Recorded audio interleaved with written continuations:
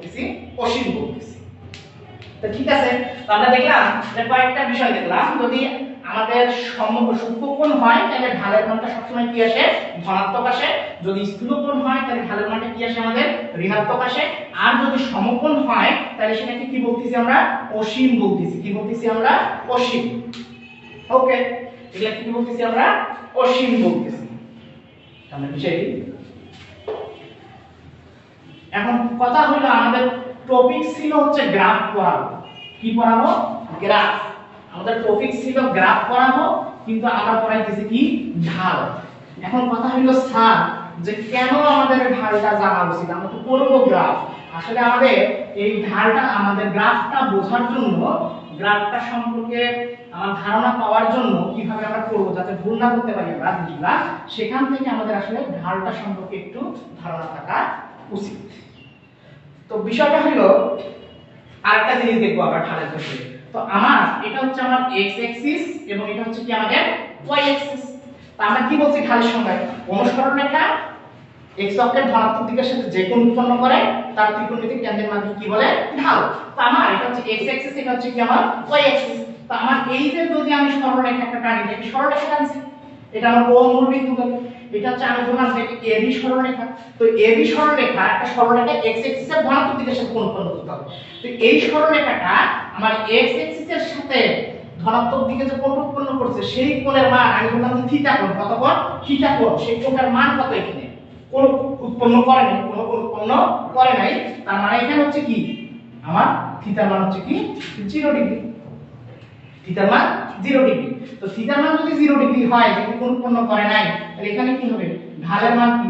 tan theta না? তার মানে হচ্ছে কি tan 0 ডিগ্রি। তো tan 0 ডিগ্রির মান কত? 0। তো এখানে এই সরলরেখা x অ্যাক্সিসের ধনাত্মক দিকের সাথে কোণ উৎপন্ন করে নাই, অর্থাৎ থিটা ইকুয়াল কত?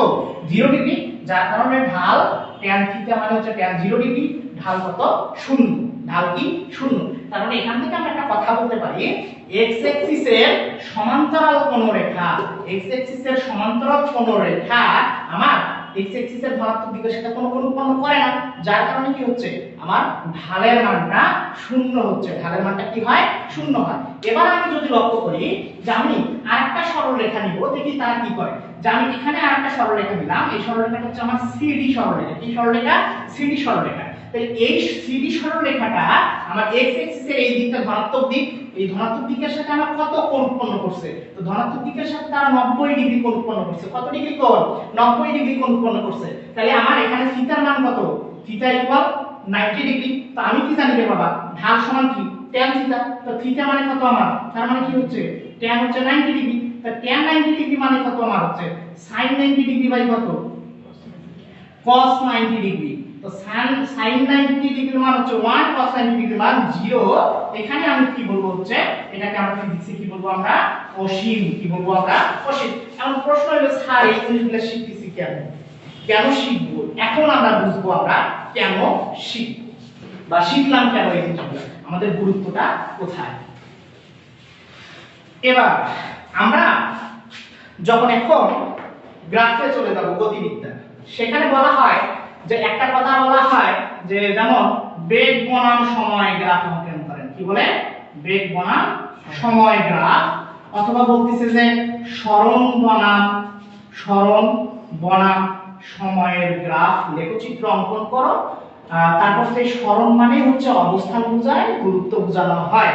তো বিষয়টা হচ্ছে এই যে এদের গ্রাফ অঙ্কন করতে হবে, এদের গ্রাফ অঙ্কন করতে হবে। কি এখন এই গ্রাফগুলো আমাদের কি রকম গ্রাফ সেটা বোঝার জন্য আমরা এতক্ষণ কি করলাম? আমাদের ঢাল বুঝলাম। এখন প্রশ্ন হলো আমরা কিভাবে করব? তো আমাদের গ্রাফ করার সময় আমাদের প্রথমে কি নিতে হয়? এরকম x অ্যাক্সিস বরাবর রেখা এবং কি করতে হয়? y অ্যাক্সিস বরাবর আমাদের রেখা নিতে হবে। এটা হচ্ছে আমাদের কি? ও মূল বিন্দুগামী। ওকে, 0 0।